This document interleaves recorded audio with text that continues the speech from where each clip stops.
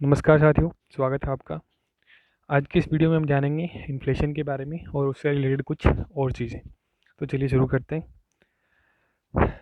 इस वीडियो की कुछ हेडिंग्स होंगी। व्हाट इज़ इन्फ्लेशन, इन्फ्लेशन क्या है, how inflation is calculated, inflation का कैलकुलेशन कैसे किया जाता है, who relates data on inflation, who controls inflation and how, why is it important for a common man and when the data is released and how frequently. So ये सब चीज़ें हैं, इनके बारे में जानेंगे। कौन कंट्रोल करता है, कौन इसके ऊपर डाटा रिलीज़ करता है, कैसे कॉमन मैन आम आदमी के लिए इम्पोर्टेंट है, और कितना फ्रिक्वेंटली कितने दिनों के पश्चात जो है डाटा रिलीज़ होता है। इस सब कुछ चीज़ों के बारे में हम इस वीडियो में जानेंगे। तो सबसे पहले व्हाट इज़ इन्फ्लेशन, महंगाई है क्या। So increase in general price level of goods and services. जो गुड्स एंड सर्विसेज हम यूज़ करते हैं उनके प्राइस लेवल में जब इंक्रीज हो जाता है तो उसको इन्फ्लेशन कहा जाता है। ठीक है, सिंपल थिंग है, महंगाई बढ़ गई मतलब चीज़ों की जो कीमतें हैं वो बढ़ गई हैं। ठीक है, नाउ डिफ्लेशन। डिफ्लेशन क्या है, डिक्रीज इन प्राइस लेवल, मतलब जो चीज़ें जो थी वो सस्ती हो गई हैं, अब पहले से सस्ती हो गई हैं, पहले जो मिलती थी उनसे सस्ती हो गई तो उसको डिफ्लेशन कहते हैं। अब डिफ्लेशन ज़रूरी है इन्फ्लेशन, तो मैं कहूँगा इन्फ्लेशन।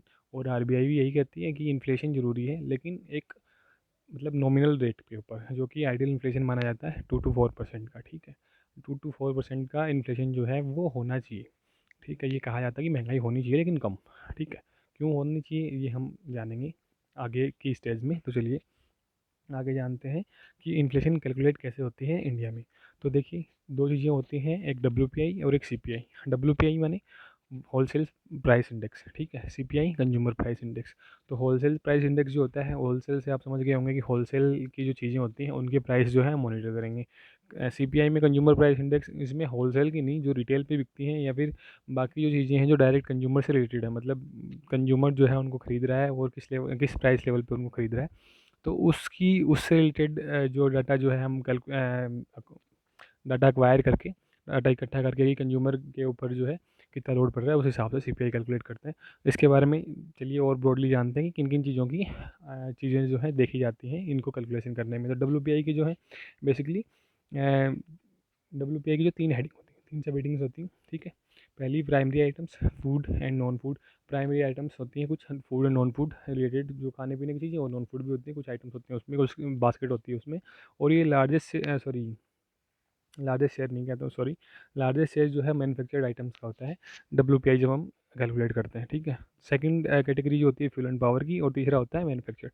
तो जो डब्ल्यू होता है, होलसेल प्राइस इंडेक्स जो होता है, उसके अंदर हम तीन चीज़ें कैलकुलेट करते हैं। प्राइमरी आइटम्स हो गए जो फूड एंड नॉन फूड है, उनकी होलसेल प्राइस के अंदर कितना डिफरेंस आया है। दूसरा जो है फ्यूल एंड पावर, फ्यूल हो गया और एनर्जी जो हो गया, इन सब की प्राइसेस में कितना चेंज आया है। और मैन्युफैक्चर्ड आइटम्स हो गए, उनकी प्राइसेस में कितना चेंज आया है। तो देखिए, आपको एक ब्रॉड पर्सपेक्टिव में समझा दूँ कि जैसे चीज़ें जो है मैन्युफैक्चर हुई, ठीक है, कोई भी चीज़ जो है प्रोडक्ट हुई, जैसे वो मान लो आप जैसे गेहूँ की उपज कह लो कि खेतों में जो है किसी ने गेहूँ जो है पैदा किया। ठीक है, या फिर दूसरी चीज़ें कह लो कि बिस्किट बनाया किसी कंपनी ने। ठीक है, तो सबसे पहले कहाँ जाता है मार्केट, जो है किसान जो है सीधा जो है कंज्यूमर को तो बेचता है नहीं, पहले जो मंडियों में जाता है। वैसे बिस्किट जो है डायरेक्ट कंज्यूमर को तो बेचता है नहीं, वो पहले होलसेल मार्केट में जाता है, होलसेल रेट के ऊपर उसको बेचा जाता है। उसके बाद में वो रिटेल मार्केट में जाता है और रिटेल से फिर कंज्यूमर के पास में जाता है। तो होलसेल से आप आइडिया समझ गए होंगे कि वहाँ पे जो होलसेल पे जो बिकती हैं उनकी जो है प्राइस लेवल में जो चेंज होता है उसके बेस के ऊपर डब्ल्यू जो है कैलकुलेट होता है, और सी दूसरे तरीके से। तो सी कैसे कैलकुलेट होता है, सी के अंदर में जो है जो फॉलोइंग सब सब हेडिंग्स होती हैं, जिनके मतलब आइटम्स की बास्केट होती हैं, जिनको हम कैलकुलेट करते हैं, जिनकी प्राइसेस को कैलकुलेट करते हैं कितना चेंज आया है। तो ये है फूड एंड बेवरेजेस, इसका सबसे ज़्यादा लार्जेस्ट शेयर होता है कंज्यूमर के ऊपर। ठीक है, तो इसलिए सीपीआई में भी इसका इसका शेयर जो है सबसे ज़्यादा होता है। मतलब सबसे लार्जेस्ट शेयर होने का मतलब क्या है कि अगर फूड एंड बेवरेजेस की आइटम्स में अगर थोड़ा भी चेंज होता है तो सेम चेंज जो है आपको सीपीआई में भी देखने को मिलेगा, मतलब एक तरीके से प्रोपोर्शनल चलती हैं दोनों चीज़ें। ठीक है, दूसरा आ गया पैन एंड टबाको। पान एंड टबाको जो मतलब तम्बाकू और ये सब, इन सबसे रिलेटेड प्रोडक्ट्स हो गए। क्लॉथिंग एंड फुटवेयर्स, तो कपड़े और चप्पल जूते जो भी हैं। ठीक है, बाद में हाउसिंग कितना महंगा हो गया है, फ्यूल एंड लाइट्स कितनी महंगी हुई है। ठीक है, एनर्जी और मिसलेनियस। ठीक है, इन सब आइटम्स की जो बास्केट होती हैं उनकी प्राइसेस को जो है कैलकुलेट किया जाता है, प्राइसेस को चेंज को देखा जाता है, और उसके हिसाब से सीपीआई जो है, सीपीआई इंडेक्स जो है वो डिक्लेयर किया जाता है। सीपीआई में भी दो तरीके की होती है सीपीआई, एक तो सीपीआई रूरल होती है और एक सीपीआई अर्बन होती है। ठीक है, और एक कंबाइंड होती है, सॉरी तीन तरीके की होती है। ठीक है, तो सीपीआई रूरल से आप क्या समझते हैं और अर्बन से क्या समझते हैं। सीपीआई रूरल हो गया, सीपीआई अर्बन हो गया, सीपीआई कंबाइंड हो गया। ठीक है, तो अब ये जानेंगे कि ये दोनों अलग-अलग हैं क्यों? क्यों आवश्यकता पड़ेगी अलग-अलग कैलकुलेशन करने की? तो आप जैसे देख पा रहे होंगे, अगर अगर आप गाँव से हैं तो आप शहर की चीज़ों से कंपेयर करें तो कुछ चीज़ें ऐसी हैं जो गाँव में सस्ती मिलती हैं, या फिर कुछ चीज़ें ऐसी हैं जो मतलब ये कहो कि एक तरीके से गाँव में और शहर में जो रूरल एरियाज़ हैं या फिर जो अर्बन एरियाज़ हैं, उनमें कुछ चीज़ों के सेम सेम प्रोडक्ट्स के जो दाम जो हैं वो वेरी करते हैं। ज़्यादा नहीं, थोड़े बहुत वेरी करते हैं। ठीक है, तो ये जो वेरी करते हैं इसलिए दोनों की कैलकुलेशन जो है अलग-अलग की जाती है, रूरल की अलग और अर्बन की अलग, और उसके बाद में कंबाइन भी जो है डिक्लेयर की जाती है। ठीक है, तो ये हो गया। सीपीआई जो है 2012 उसके लिए एक बेस ईयर माना जाता है। उससे पहले आरबीआई जो है महँगाई की कैलकुलेशन डब्ल्यूपीआई के आधार पे किया करता था। लेकिन अभी जो है it has change to CPI. ठीक है, तो पहले डब्ल्यूपीआई के आधार पे जो है महंगाई बताई जाती थी, और अब जो है सीपीआई के आधार पे की जाती है। तो 2012 के बाद में, मतलब 2013 से जो है सीपीआई को माना गया है कि सीपीआई के आधार पे जो है महंगाई की गणना होगी, या फिर बताया जाएगा कि कितना क्या है। इसलिए 2012 के जो प्राइसेस हैं उनको बेस ईयर माना गया है। अभी बेस ईयर के रिलेटेड अगर आपको इनफ इंटरेस्ट है तो आप मेरे से कमेंट बॉक्स में बता सकते हैं। इसके ऊपर मैं अलग से वीडियो बना दूंगा, और कैसे बेस ईयर की जो है वो कैलकुलेशन होता है, और बेस ईयर की प्राइसेस मतलब क्या होता है बेस ईयर का बेसिकली, तो वो सब अलग वीडियो से समझा देंगे, नहीं तो ये वीडियो लंबा हो जाएगा। आगे चलते हैं। Who declares data on inflation? तो डिक्लेयर कौन करता है भाई? एनएसओ करता है। ठीक है, एनएसओ ही कैलकुलेट करता है। एनएसओ होता है नेशनल स्टेटिस्टिकल ऑफिस। ठीक है, ये ministry of statistics and programme implementation के अंडर में आता है। ये इसको कैलकुलेट करता है और यही डिक्लेयर करता है। ठीक है, तो ये हो गया एक क्वेश्चन। ठीक है, दूसरा है हु कंट्रोल्स इन्फ्लेशन? गवर्नमेंट ने जो है भाई पूरी जिम्मेदारी दे रखी है आरबीआई को कि आप जो है कंट्रोल करिए महंगाई को, और एक उनको एक मतलब दे रखा है, एक टारगेट दे रखा है कि आप जो है 4% पे उसको मेंटेन करना है, +-2 हो सकता है। ठीक है, ऐसे 2 से 6 के बीच में आपको उनको टारगेट दे रखा है कि आपको इसके बीच में इसको मेंटेन करना है। ठीक है, तो 4% का टारगेट है, और उसके +-2 उनको टारगेट दे रखा है गवर्नमेंट ने। अब ऐसा नहीं है कि पूरा जो है आरबीआई का ही रिस्पॉन्सिबिलिटी बनता है महंगाई कंट्रोल करना, गवर्नमेंट का भी है, लेकिन आरबीआई बेसिकली अगर देखा जाए तो आरबीआई महंगाई को कंट्रोल करता है। ठीक है, करता कैसे है? अब करता है ऐसे कि आरबीआई के पास में कुछ टूल्स होते हैं, रेपो रेट हो गया, रिवर्स रेपो रेट हो गया, ठीक है, बैंक रेट हो गया, OMO, selling and buying dollars हो गया, और भी बहुत सारे टूल्स होते हैं। ठीक है, जिसके द्वारा वो करता है। अब रेपो रेट से कैसे वो करेगा, तो थोड़ा सा समझ लेते हैं ब्रॉड पर्सपेक्टिव कि भाई कई बार जो है बैंकों को ज़रूरत पड़ती है पैसे की, तो बैंक कहाँ जाते हैं? आरबीआई के पास। क्यों? क्योंकि आरबीआई जो है वो बैंक ऑफ बैंकर्स है। ठीक है, तो जितने भी बैंक हैं उनका बैंक जो है वो आरबीआई है, आई मीन गवर्नमेंट का बैंक भी आरबीआई है। तो जब उनके पास पैसे की ज़रूरत पड़ती है तो वो जाते हैं आरबीआई के पास में उधार लेने के लिए। ठीक है, तो आरबीआई जो है एक रेट होती है इंटरेस्ट रेट, उसके ऊपर बैंकों को पैसे लैंड करता है, उस रेट को बोलते हैं रेपो रेट। ठीक है, अब बैंक जो है उन आरबीआई से पैसे उधार लेंगे।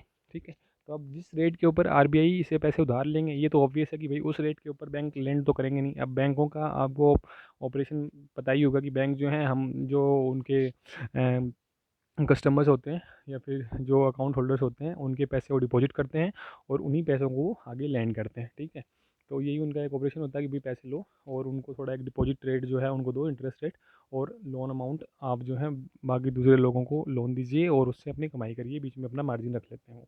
तो इसी तरीके से आरबीआई से पैसे लिए तो रेपो रेट के ऊपर लिए, तो रेपो रेट जितनी होगी ये तो ऑब्वियस है कि बैंक जो है उससे थोड़ी ज़्यादा ही रेट के ऊपर आगे फर्दर लेंड करेंगे। ठीक है, तो ये इतनी बात समझ में आ गई। अब इससे पहले एक थोड़ा और ब्रॉड पर्सपेक्टिव ले लेते हैं कि महंगाई एक्चुअल में होती कैसे है, मतलब चीज़ों की दरें जो हैं या कीमतें जो हैं महंगाई होती कैसे, महंगी होती क्यों है। तो आप एक दो चीज़ें लेके रखिए। एक चीज़ आप देख लीजिए कि मान लो कि कोई कोई भी कमोडिटी ले लो, गेहूँ ले लो, प्याज ले लो, जो भी ले लो। प्याज बहुत चर्चा में रहता है महंगे होने की, तो प्याज ले लेते हैं, रुलाते बहुत हैं। तो मान लो कि 1 किलो प्याज है और दूसरी तरफ पैसा है कितने, 100 रुपये।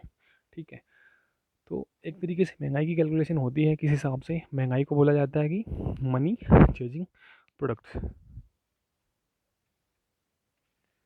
मनी चेंजिंग प्रोडक्ट या आउटपुट कह लो। ठीक है, तो अब एक चीज़ देखो कि अपनी पूरा इंडिया है, ठीक है, उसमें मान लो कि गेहूँ जो है कितने, मान लो 1 क्विंटल ही पैदा हुए।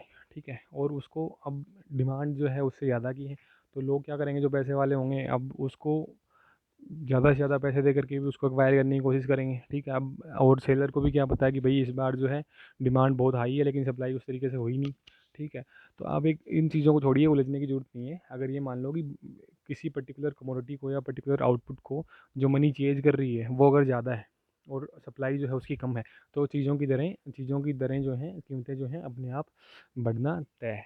ठीक है, ये आपको एक ब्रॉड पर्सपेक्टिव पता चल गया होगा। तो क्या है, मार्केट में जो है पैसा ज़्यादा हो जाता है, उस पैसे को कम करना एक तरीके से एंटी इन्फ्लेशन टूल के रूप में काम किया करता है, जो कि आरबीआई यूज़ करता है। ठीक है, एंटी इन्फ्लेशन मतलब जैसे क्या है, मार्केट से पैसे को निकालना है। अब मार्केट से पैसे को निकालती कैसे, अब मार्केट में पैसा हो गया ज़्यादा और प्रोडक्ट की सप्लाई जो है वो है बहुत कम।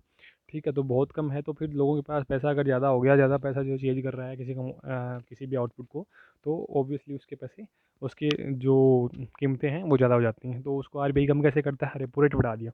अब रेपो रेट बढ़ा दिया तो बैंक जो है वो ज़्यादा इंटरेस्ट रेट के ऊपर लोन देंगे, तो लोन अपने आप कम हो जाएंगे, तो मार्केट में पैसा वहीं कम हो जाता है। ठीक है, दूसरा जो है रिवर्स रेपो रेट हो गया। रिवर्स रेपो रेट में क्या करता है, रिवर्स रेपो रेट में आरबीआई जो है वो बैंकों से खुद लोन लेता है, अब उसको कम कर देगा। ठीक है, दूसरा जो है ओपन मार्केट ऑपरेशंस हो गए। ओपन मार्केट ऑपरेशन में क्या होता है, गवर्नमेंट की सिक्योरिटीज़ होती हैं। सिक्योरिटी से आप समझेंगे कि भाई कोई स्टाम्प है, उसके ऊपर गवर्नमेंट ने लिख के दे दिया कि आप मुझे 1 लाख रुपए दीजिए और मैं 1 साल बाद में उसको 8% के ऊपर इंटरेस्ट रेट से आपको वापस कर दूंगा। ठीक है, तो उन सिक्योरिटीज़ की भी कई बार जो है सेलिंग और बाइंग होती है, वो सिक्योरिटी आरबीआई खरीद के रखता है। ठीक है, और जब मान लो मार्केट से पैसा ऑब्जर्व करना होता है तो आरबीआई क्या करता है, उन सिक्योरिटीज़ को मार्केट में बेच देता है और पैसे उठा लेता है। ठीक है, पैसे उठा लिए, अब पैसे वहाँ से उठा लिए, उनकी भी सेलिंग और बाइंग होती रहती है। ठीक है, तो पैसे उठा लिए तो क्या है, मार्केट का पैसा अब्जॉर्ब कर दिया। ऐसे ही बाइंग और सेलिंग रोलर्स होता है। ठीक है, इस हिसाब से होता है। इस इन ऑपरेशन से रिलेटेड अगर और जानकारी चाहिए तो please do comment in the comment box, I will make a separate video on this. तो अभी इतना लंबा नहीं करेंगे, आप सिंपल समझ लिए कि ये जो टूल्स हैं और भी टूल्स हैं जिनके द्वारा आरबीआई जो है इन्फ्लेशन को कंट्रोल करता है। इन्फ्लेशन को कंट्रोल करता कैसे है, जिस मार्केट से जो है मनी सप्लाई को कम करना उसका बेसिकली पर्पज़ होता है और उसके द्वारा वो कंट्रोल करता है। ठीक है, why is it important for a common man. अब आप सिंपली सोच के देखिए कि महंगाई जो है इंपॉर्टेंट क्यों है। पहली बात तो भाई जेब के ऊपर भारी पड़ती है तो इंपॉर्टेंट तो है ही। ठीक है तो ये तो हो गया सिंपल चीज़। दूसरी चीज़, अगर हम देखें कि अगर मान लो कि मार्केट में महंगाई है ही नहीं, ठीक है, चीज़ों की कीमतें जो हैं वो सस्ते होने लग गई हैं। एक एसी है जो अभी 25,000 का मिलता था, अभी वो कल जो मुझे पता चला कि 24 का हो गया है, और अभी ऐसे आशा है कि कल जो है वो शायद और सस्ता हो जाए, और क्या पता कि 10 दिन बाद में वो 20 का बिकने लगे। तो मैं क्या करूँगा, मैं एसी खरीदूँगा ही नहीं। ठीक है, या फिर कोई बिजनेस है, ठीक है, अब मैंने मान लो उसमें 50 लाख रुपये डाले। आज मेरा ये उम्मीद है कि 50 लाख रुपये में 10 साल में कवर कर लूँगा, क्योंकि उससे मुझे इनकम होने वाली है कि 1 लाख रुपये मैं ऐसे कमाऊँगा और ऐसे ऐसे करके मेरी इनकम हो जाएगी। लेकिन पता चला कि कल जो है सस्ती हो रही चीज़ें। मान लो कि मैंने कोई बिज़नेस शुरू किया, किसका, मैंने मान लो कि एसी बनाने का बिज़नेस शुरू किया, मैंने एक फैक्ट्री डाली कि एसी बनाऊँगा। अब एसी की कीमतें तो कम हो रही हैं। ठीक है, एसी की कीमतें कम हो रही हैं तो मैं बिज़नेस करूँगा, बताइए आप, क्योंकि इस एसी की कीमतें कम हो रही हैं। मैं 50 लाख रुपये आज डाल लूँगा, मेरे को रिकवर करने में 5 साल की 10 साल लग जाएंगे, क्योंकि मेरे को रिटर्न जो है बहुत कम मिलने वाला है। तो जब मार्केट में या फिर इकोनॉमी में जब महंगाई कम होती है तो बिज़नेस जो है कम ठप पड़ जाते हैं। ठीक है, तो इसलिए इंपॉर्टेंट है इकोनॉमी के लिए महंगाई। ठीक है, महंगाई होना बहुत ज़रूरी है। ठीक है, नहीं होगी तो सेविंग्स और बिजनेस जो हैं वो ठप पड़ जाते हैं और इकोनॉमी बहुत कमज़ोर पड़ जाती है। तो इसलिए महंगाई का होना चाहिए लेकिन कम होना चाहिए। ठीक है, तो ये चीज़ें होंगी, आपको समझ में आ गया होगा। बिजनेस ठप पड़ गए तो प्रोडक्शन होगा नहीं, प्रोडक्शन नहीं होगा तो जीडीपी ऑब्वियसली जो है कम हो जाएगी। ठीक है, तो और इकोनॉमी पूरी डाउन हो जानी है। ठीक है, तो इसलिए इंपॉर्टेंट। आगे हम जाने कि when the data is release and how frequently, तो मंथली जो है डाटा रिलीज़ हो जाता है। कौन रिलीज़ करता है, एनएसओ। ठीक है, तो ये हो गया और इतना ही था। इससे रिलेटेड अगर आपको कोई और इन्फॉर्मेशन चाहिए तो कमेंट बॉक्स में बताइए। मैं श्योर इसका जो है अच्छे से अच्छा जवाब ढूंढ के आपको बताने की कोशिश करूँगा, और अलग से वीडियो बना सकते हैं अगर टॉपिक जो है बड़ा हुआ तो। Thanks for watching. ठीक है, अगर वीडियो अच्छा लगा हो, थोड़ी बहुत जानकारी मिली हो तो प्लीज़ लाइक करें। अगर बिल्कुल भी नहीं लगा, ठीक है, ख़राब भी लगा है, बकवास था एकदम, तो प्लीज़ डिसलाइक भी करें। नेक्स्ट टाइम मैं इंप्रूव करने की कोशिश करूँगा। शेयर कर सकते हैं और सब्सक्राइब भी कर सकते हैं, और थैंक यू।